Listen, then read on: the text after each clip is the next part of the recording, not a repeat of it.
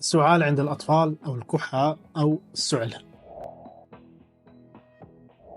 السعال هو وسيلة من وسائل دفاع الجسم عن الجهاز التنفسي ضد الفيروسات أو كذلك الميكروبات. السعال ليس مرض في حد ذاته، وإنما هو عرض من أعراض بعض الأمراض.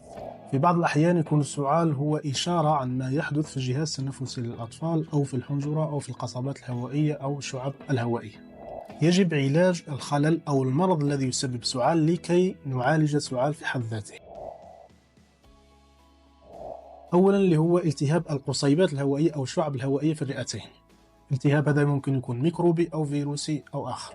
كذلك التهاب القصبات الهوائية، كذلك من أهم الأسباب اللي هي مرض الربو أو الضيقة، اللي هي التهاب القصيبات الهوائية مع كثرة الإفرازات داخل الرئة. كذلك من أحد أهم الأسباب اللي هي الحساسية التنفسية أو السعال التحسسي. الحساسية قادرة تكون من الرطوبة، قادرة تكون من البرد، قادرة تكون من الغبار، أو بعض الأحيان بعض الأدوية إلى آخره.